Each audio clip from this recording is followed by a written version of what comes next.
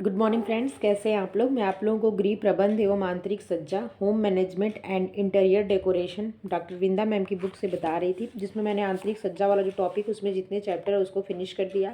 अभी पहला भाग एक जो ये पहली यूनिट है इसको स्टार्ट की हूँ, जिसमें मैंने गृह प्रबंध पहला चैप्टर लेके आपको चल रही हूँ।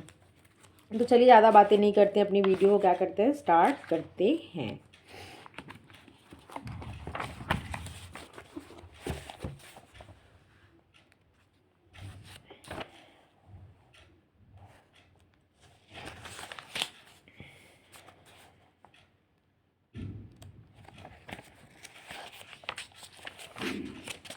जिसमें से आप लोगों को मुझे क्या बताना है, तो मुझे बताना है प्रबंध की विशेषताएं। कुछ चीज़ें, कुछ परिभाषा जो मैं आप लोगों को बता चुकी हूँ। तो ज़्यादा बातें नहीं करते, अपनी वीडियो को स्टार्ट करते हैं। प्रबंध की विशेषताएं देख लीजिए। Characteristic of management. तो प्रबंध क्या है, अभी आपको मैं 9th क्लास में जब बताई हूँ प्रबंध क्या होता है, तो एक मानसिक प्रक्रिया, सतत चलने वाली प्रक्रिया, व्यापक प्रक्रिया, सार्वभौमिक प्रक्रिया है, ठीक है। और क्या है, कला और विज्ञान दोनों है। प्रबंध एक कला है, तो यहाँ देख लीजिए, आपको मैनेजमेंट की बुक से मैं अब बता रही हूँ। Management is an art. प्रबंध एक कला है। कला का अर्थ सौंदर्य एवं चातुर्य से है। चातुर्य का प्रयोग कर व्यक्ति इच्छित परिणाम पा सकता है। यह प्रत्येक व्यक्ति में विद्यमान रहता है। संसार के प्रत्येक मनुष्य में सौंदर्य की अनुभूति एवं प्रदर्शन की प्रवृत्ति किसी न किसी रूप में अवश्य ही उपस्थित रहती है।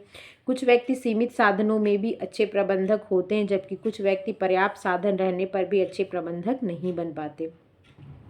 इसी कारण प्रबंध को कला कहा जाता है, क्योंकि प्रबंधकीय कला एक व्यक्तिगत कला है जो अंतर्ज्ञान से प्राप्त की जाती है।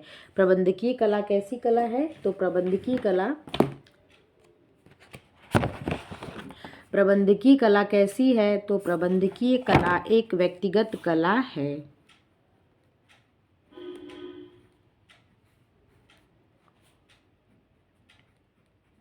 एक मिनट रुक जाइए आप लोग।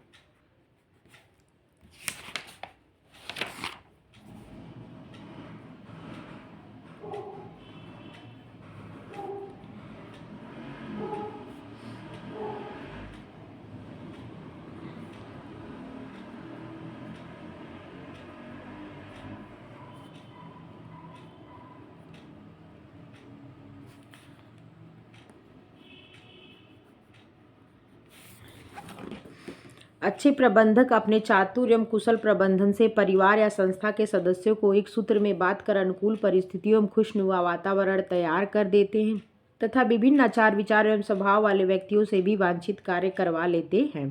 इस दृष्टि से प्रबंध क्या है, कला है।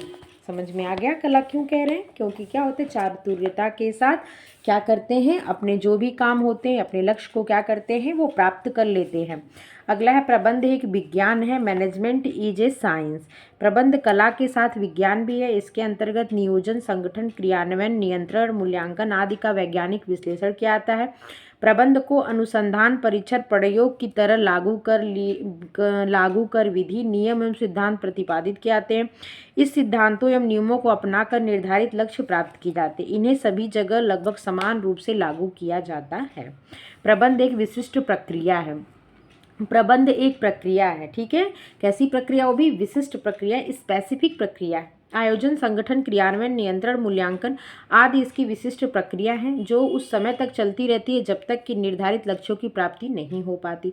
जो लोग इस प्रक्रिया को चलाते हैं अर्थात संपादन करते हैं, वे क्या कहलाते हैं, प्रबंधक कहलाते हैं। इनका मुख्य कार्य सीमित साधनों में परिवार या संस्था के सदस्यों के लक्ष्यों की प्राप्ति करना है, ताकि उन्हें अधिकतम संतुष्टि एवं लाभ प्राप्त हो सके।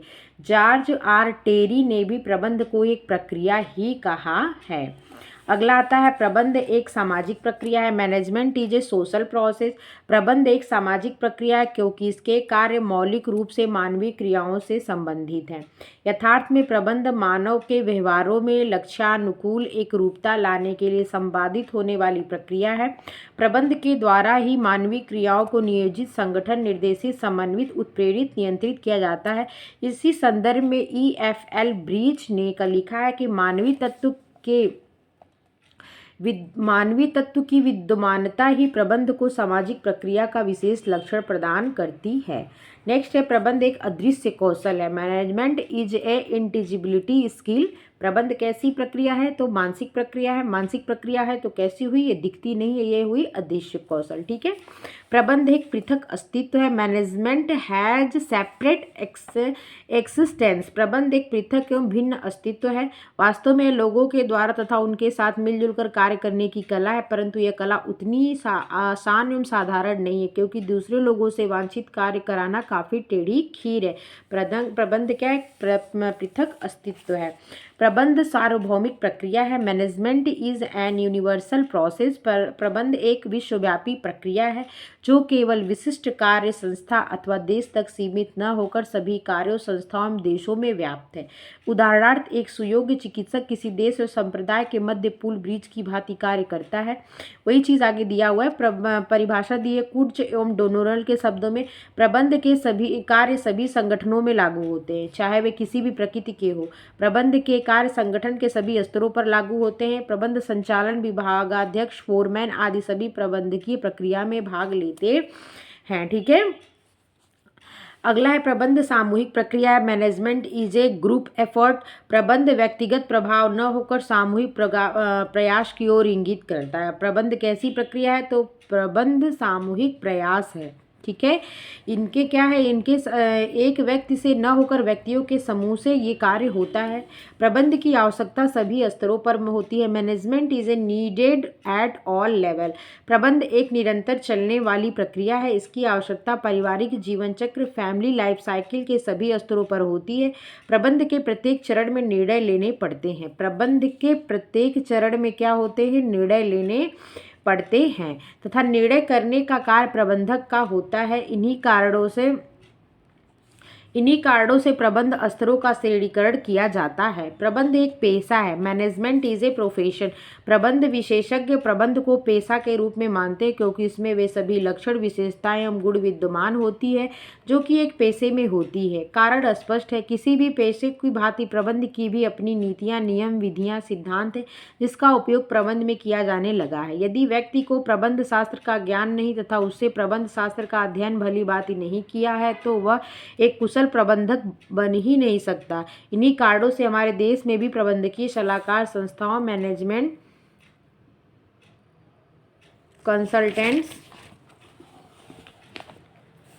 इंस्टीट्यूटन की संख्या दिन प्रतिदिन बढ़ रही है। मैनेजमेंट कोर्स होते हैं ना, उसी की बात कर रहे हैं। विश्व के समुन्नत राष्ट्रों जैसे France, Germany, Japan, America, England, रूस आदि में बहुत पहले से ही प्रबंध का विकास एवं स्वतंत्र पेशे के रूप में हो चुका है। प्रबंध पूर्व निर्धारित लक्ष्यों की प्राप्ति है। प्रबंध पूर्व निर्धारित लक्ष्यों की प्राप्ति है, मतलब ध्यान दीजिएगा, management is a achievement of predetermined goal. परिवार के प्रत्येक सदस्य के व्यक्तित्व एवं सामूहिक पूर्व निर्धारित लक्ष्य होते हैं।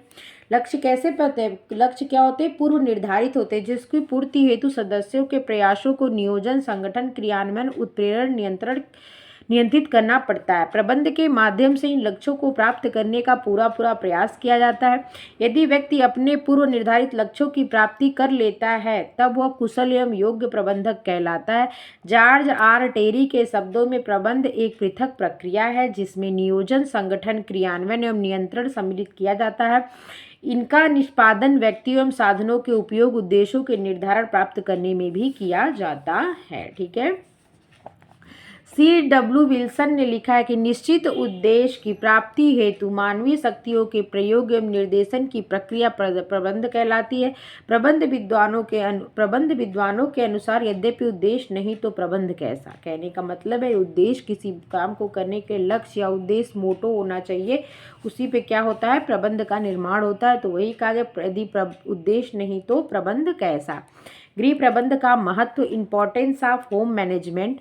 पूर्व में आपने क्या देखा? गृह प्रबंध का महत्व देख रहे हैं। ठीक है। इंपॉर्टेंस ऑफ होम मैनेजमेंट पूर्व में हम अध्ययन कर चुके कि गृह प्रबंध कला और विज्ञान दोनों है, जो पूर्व परिवार के निर्धारित लक्ष्यों की प्राप्ति के लिए परिवार के सभी सदस्यों के व्यक्तिगत एवं सामूहिक प्रयासों के नियोजन, संगठन, क्रियान्वयन, उत्प्रेरण, नियंत्रण से संबंध रखता है। अत्यंत प्राचीन काल से प्रबंध किससे किससे संबंध रखता है?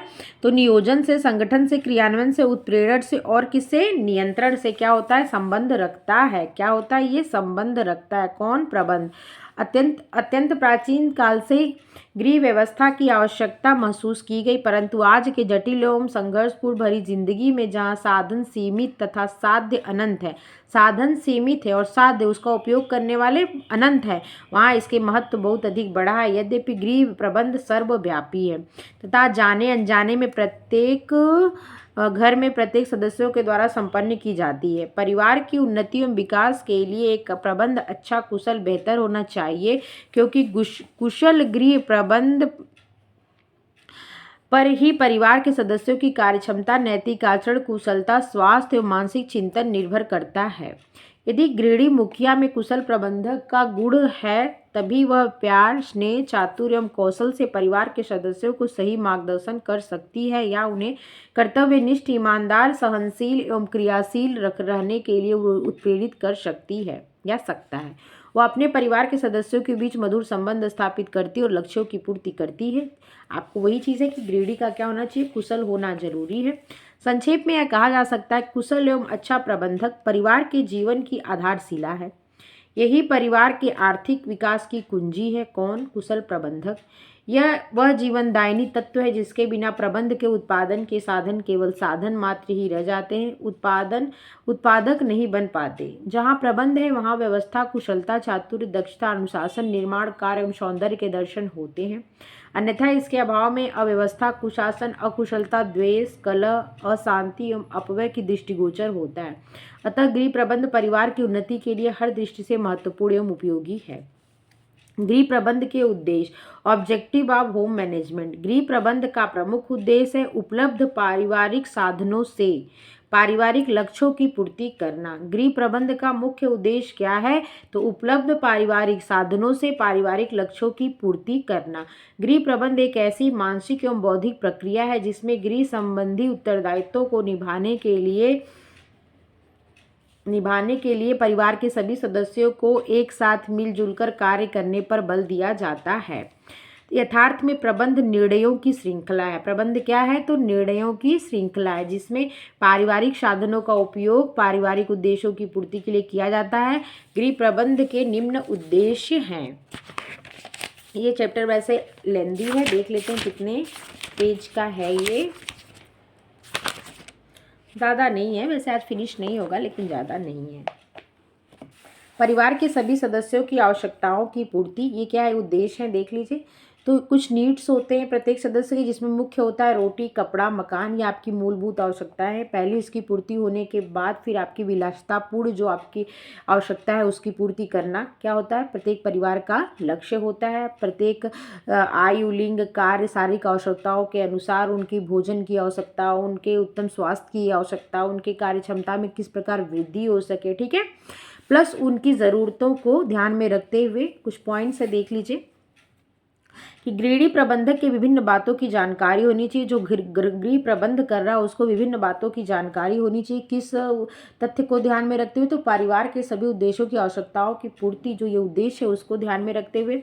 तो नंबर 1 क्या है? सस्ते भोज्य पदार्थ में भी वे सभी पोषक तत्व विद्यमान रहते हैं जो कि महंगे भोज्य पदार्थ में होते हैं। नंबर 2, भोज्य तत्वों के गुण एवं विभिन्न भोज्य पदार्थों की विशेषताएं। नंबर 3, मौसम पर उपलब्ध भोजन सामग्रियों को वर्ष भर तक संग्रहित रखने की जानकारी।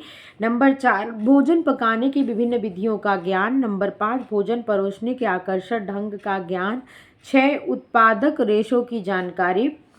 7, मौसम के अनुकूल उपयुक्त वस्त्रों जानकारी होना। विशिष्ट अवसर, त्योहार, पार्टी, शादी विवाह में किस तरह का परिधान हो। मकान हवादार है, उसमें पर्याप्त स्थान है अथवा नहीं।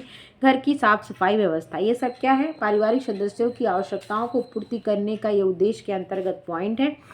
दूसरा है सीमित आय से अधिकतम आवश्यकताओं की पूर्ति करना। To satisfied maximum wants with limit income. जैसा कि हम जानते हैं कि आवश्यकताएं अनंत हैं, असीमित है, ठीक है, पर साधन क्या है? सीमित है। आवश्यकताओं का संबंध मनुष्य की इच्छाओं से होता है और इच्छाएं मुक्त एवं कल्पनाओं से प्रेरित होती हैं। इस कारण आवश्यकताएं विविध एवं नाना प्रकार की होती हैं। तो गृह प्रबंध का दूसरा परंतु अत्यंत महत्वपूर्ण उद्देश्य है सीमित साधनों से ज़्यादा आवश्यकताओं को संतुष्ट किया जाए। गृह प्रबंध का दूसरा परंतु अत्यंत महत्वपूर्ण उद्देश्य क्या है? तो साधन सीमित है और जो संतुष्टि है वो ज्यादा मिले।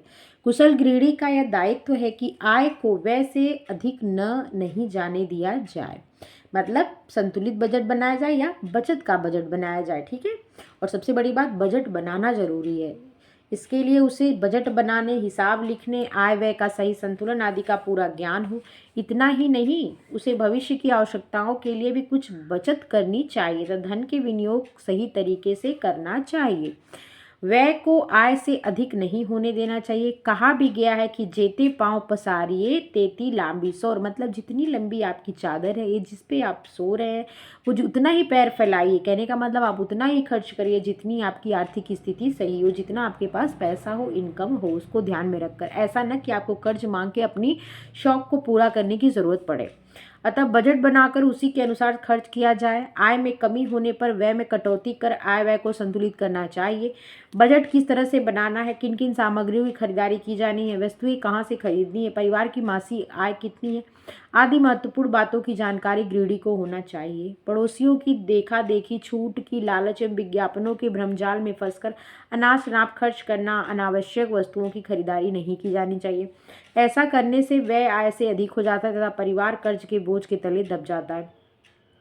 बजट बनाते समय आवश्यक वस्तुओं की खरीदारी करते समय गृहिणी को निम्न बिंदुओं पर गौर करना चाहिए। नंबर 1, आर्थिक स्थिति के अनुरूप ही खरीदारी की जानी चाहिए।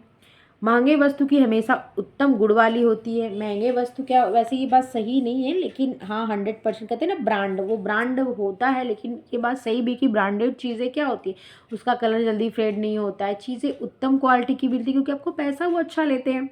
ठीक है, परिवार के सदस्यों की आवश्यकता एवं रुचि का ज्ञान होना चाहिए। क्या होना चाहिए? आवश्यकताओं और रुचि का भी ज्ञान होना चाहिए। आय को केवल वर्तमान आवश्यकताओं की पूर्ति में ही नहीं खर्च करना चाहिए, बल्कि भविष्य के लिए भी क्या करना चाहिए? बचा कर रखना चाहिए। आकस्मिक, भविष्य के लिए बचाने का मतलब क्या है? आकस्मिक आवश्यकताओं की पूर्ति, और आपने कुछ भविष्य के आपके कार्य होंगे इंपॉर्टेंट्स, उसकी भी पूर्ति हो जाएगी। आज की बचत कल के लिए लाभप्रद होती है। सामान सदैव विश्वसनीय दुकान से खरीदना चाहिए। नंबर 6, गृहिणी को बाजार भाव से परिचित होने के साथ ही कौन सी वस्तुएं किस जगह पर सस्ती मिलती है इसका भी ज्ञान होना चाहिए। सामान थोक विक्रेता से खरीदना चाहिए, अच्छा रहता है। थोक में चीज़ें खरीदना क्या होता है? अच्छा रहता है। थोक मूल्य में चीज़ें सस्ती मिल जाती हैं, बार बार बाजार जाना नहीं पड़ता, समय शक्ति धन की बचत होती है। डिब्बा बंद या सील बंद सामग्री ही खरीदनी चाहिए। डिब्बा बंद और सील बंद सामग्री ही खरीदनी चाहिए, और लेबल को ध्यान से पढ़ना चाहिए कि वो एक्सपायर तो नहीं हो गया, उसमें क्या क्या चीज़ों की मिलावट तो नहीं है, इन सब चीज़ों का ध्यान देना चाहिए। नेक्स्ट पॉइंट है गृह कार्यों की कुशलता पूर्वक संपन्न करना। गृह कार्यों को कुशलता पूर्वक संपन्न करना, to do homework skilfully. गृह प्रबंध का एक अहम उद्देश्य है गृह कार्यों को कुशलता पूर्वक संपन्न करने का, मतलब निश्चित समय पर संपन्न करें, और कैसे? कुशलता पूर्वक, जिसमें समय शक्ति एवं श्रम की बचत हो सके, और क्या हो सके? आपको ज़्यादा से ज़्यादा क्या कर सके? लक्ष्य आप जो बनाए उसकी पूर्ति हो, और उससे ज़्यादा संतुष्टि मिले। और ध्यान रखिएगा, कुशलतापूर्वक संपन्न करने के लिए गृहिणी को क्या बनाना पड़ता है? योजना बनाना पड़ता है। योजना कैसी होती है? एक दिन की भी हो सकती है, सप्ताह की भी होती है, माह की भी होती है, और एक वर्ष की भी बनाई जा सकती है। योजना बना लेने से क्या होता है? सुविधा रहती है, साथ ही कार्य शीघ्रता से सुगमतापूर्वक कंप्लीट हो जाते हैं। पारिवारिक स्तर को बनाए रखना भी मैनेजमेंट करने का मुख्य उद्देश्य है। गृह प्रबंध का एक अहम उद्देश्य है परिवार के रहन सहन के स्तर को भी बनाए रखना। यदि संभव हो तो पारिवारिक स्तर को और भी ऊंचा उठाए, जिससे परिवार के सदस्यों की शान शौकत भी पूरी की जा सके। पारिवारिक वातावरण को स्वच्छ बनाए रखना। गृह प्रबंध का मुख्य उद्देश्य संपादित कार्यों का मूल्यांकन करना तथा पारिवारिक लक्ष्य प्राप्त करना। परंतु पारिवारिक लक्ष्य प्राप्त करने के लिए पारिवारिक वातावरण स्वच्छ, सुमधुर, सौहार्द एवं सुखद हो। द्वेषपूर्ण एवं कलहपूर्ण वातावरण में पारिवारिक लक्ष्यों की प्राप्ति नहीं हो सकती। ठीक है, मतलब नैतिकता को ध्यान में रखते हुए अपने लक्ष्यों को क्या करना चाहिए? प्राप्त करना चाहिए। गृह व्यवस्था में सुधार में बाधाएं, obstacles in the improvement of home management. गृह व्यवस्था को व्यवहारिक रूप देने के लिए कठिनाइयां हैं जो गृहिणी के समक्ष एक चुनौती बनकर खड़ी हो जाती हैं। परंतु यदि गृहिणी चाहे तो अपने ज्ञान, प्रबंध, पटुता, विवेक, बुद्धि, कौशल, चातुर्य का उपयोग कर इन चुनौतियों का सामना कर सकती है तथा पूर्व निर्धारित लक्ष्यों को प्राप्त करने में सफलता प्राप्त कर सकती है। गृह व्यवस्था के सुधार में निम्नलिखित बाधाएं हैं जिन्हें दूर करना आवश्यक है। नंबर 1, अधिकांश परिवार को व्यवस्था प्रक्रिया की जानकारी नहीं होती। अधिकांश परिवार को व्यवस्था प्रक्रिया की क्या होती, जानकारी नहीं होती, जिससे क्या होता है कि वो संगठन, क्रियान्वयन, नियंत्रण, मूल्यांकन आदि प्रबंध प्रक्रियाओं का समुचित ज्ञान नहीं होने के कारण क्या होता है, चरणों पर विशेष ध्यान नहीं देते और क्या होता है, फलतः व्यवस्था सही से नहीं होती, जिससे लक्ष्य की प्राप्ति भी नहीं हो पाती।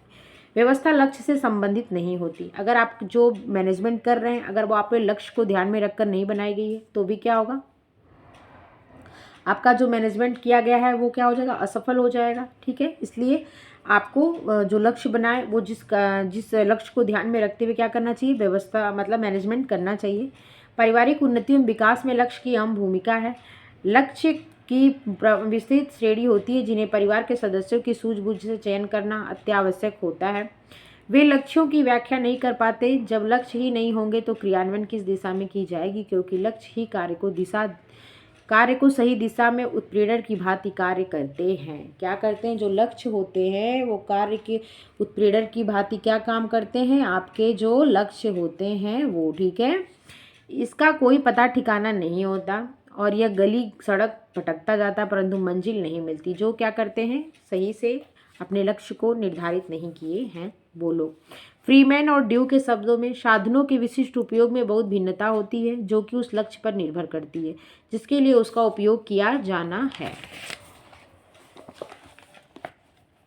अधिकांश परिवार सभी संभावित साधनों से अभिज्ञ होते हैं। मतलब परिवार के जो मेंबर्स हैं, जो और भी मेंबर्स, अगर उनको अपने जो साधन प्रयोग करना उसका ज्ञान ना हो, लक्ष्य का ज्ञान ना हो, तो वो सपोर्ट ही नहीं करेंगे। और अगर परिवार में लोग हैं, अगर वो सपोर्ट नहीं करेंगे तो लक्ष्य मतलब आप क्या करेंगे, आप मैनेजमेंट करके भी अच्छा गृह व्यवस्था बना कर भी होम मैनेजमेंट मतलब जो उसमें योजना वगैरह उसका प्रयोग करके भी क्या करेंगे, लक्ष्य को प्राप्त नहीं कर पाएंगे। ठीक है, तो ये सब क्या होते हैं, कुछ बाधाएं होती हैं जिसके लिए क्या किया गया, आपको सुझाव दिया गया। व्यवस्था संबंधी निर्णयों के लिए पर्याप्त जानकारी की कमी। जो निर्णय आपने लिया है देख लेते हैं। Lack of required information of managerial decision. व्यवस्था संबंधी समस्याओं को सुलझाने हेतु विभिन्न प्रकार की जानकारियों का होना आवश्यक है। कई लोगों में आत्मविश्वास की बेहद कमी होती है जिसके कारण वे निर्णय लेने में हिचकिचाते हैं, निर्णय के परिणामों से डरते हैं। वे स्वयं पर ही सही निर्णय नहीं कर पाते। वे प्रायः लोगों को देखा देखी निर्णयों का अनुकरण करते हैं जो वास्तव में उनके अनुकूल नहीं होती और क्या होती, उनको सफलता नहीं प्राप्त होती। योजना के अनुसार लक्ष्यों का निर्धारण, जैसे एक बात करें, आपका अपना मेंटल लेवल है, आपका अपने पढ़ने का, याद करने का, आपका अपने दिमाग की एक स्थिति है कि नहीं। कोई आपके पड़ोसी है वो बहुत तेज़ है, वो आईएएस की तैयारी कर रहा है, अगर आप उसको देख के आप भी सिविल या आईएएस की तैयारी करेंगे तो आपको क्या होगा, आप अपने लक्ष्य को आप अपने आप का आकलन कीजिए, उसके अनुसार अपना लक्ष्य बनाइए, तो आपको क्या होगा, निश्चित ही आपको अपने लक्ष्य की प्राप्ति होगी। व्यवस्था संबंधी समस्याओं के तैयार समाधानों की इच्छा। Desire for readymade solution of taking decision. कुछ लोग ऐसे भी हैं जो बिना प्रयत्न किए सफलता की आशा के लिए बैठे रहते हैं। वे चाहते हैं कि विशेषज्ञ उनकी समस्याओं का समाधान शीघ्रता से कर दे अथवा समस्याओं के समाधान हेतु रेडीमेड फार्मूला मिल जाए, परंतु ऐसा नहीं। जैसे क्या होता है, बहुत लोग क्या होता है, प्रैक्टिस बुक नहीं पढ़ना चाहते और सोचते हैं यूथ से ही क्या हो जाएगा, कल्याण हो जाएगा। कोचिंग्स पे डिपेंड होते हैं बहुत चीज़, और सेल्फ मतलब खुद से मेहनत या प्रयत्न करना नहीं चाहते। तो वही चीज़ लिखा है कि वो बना बनाया चीज़ पाना चाहते हैं, खुद में मेहनत करना नहीं चाहते हैं। 7 नंबर क्या है, व्यवस्था का उत्तरदायित्व तो परिवार के सभी सदस्यों पर होता है। All family members are responsible for management. भारतीय परिवारों में मुखिया गृहिणी प्रबंधक होती है। घर के अन्य सदस्य प्रबंध प्रक्रिया में रुचि नहीं लेते हैं। एक ही व्यक्ति के प्रबंध एवं कार्य संपादन होने समस्याएं उत्पन्न होती है। जब अदर मेंबर जो घर के होंगे वो इंटरेस्ट नहीं लेंगे तो एक बेचारा इंसान कितना, मतलब कहते हैं ना, अकेला चना क्या भाड़ फोड़ेगा। तो वही है कि मतलब अगर अकेला इंसान है तो वो क्या क्या कर पाएगा, वो मैनेजमेंट करके भी उसको अगर तरीका भी हो, पता भी हो, तो भी वो क्या करेगा, फेल है, शांत हो जाएगा एक टाइम के बाद। गृह व्यवस्था सुधार में कठिनाइयां देख सकते हैं। संभावित साधनों की पर्याप्त जानकारी के अभाव के कारण निर्णय लेने में अक्षम महसूस करना, योजनाकुल लक्ष्यों का निर्धारण न करने से व्यवस्था संबंधी समस्याओं के तैयार समाधानों की इच्छा, व्यवस्था लक्ष्य से संबंधित नहीं होने पर, व्यवस्था प्रक्रिया की जानकारी का अभाव होने पर, व्यवस्था का उत्तरदायित्व परिवार के प्रत्येक सदस्यों पर हो और वो न समझे अपनी मतलब अपनी स्थिति उस परिवार में, अपनी ज़रूरत उस परिवार में, और ऐसे ही ज़िंदगी जिए, तो क्या होगा, व्यवस्था सफल नहीं होगी। गृह प्रबंध में समझने की कुछ भ्रांतियाँ, जो कि मैं आपको क्या है कल बताऊंगी। कल मैं इस चैप्टर को फिनिश करके गृह व्यवस्था के जो उत्प्रेरक तथ्य है, मूल्य, लक्ष्य, स्तर, इसको स्टार्ट करूंगी। अगर आप लोग को मेरी वीडियो पसंद आए तो लाइक शेयर सब्सक्राइब कर दिया करिए। देखने के लिए थैंक यू। अपना ध्यान रखिएगा। Take care.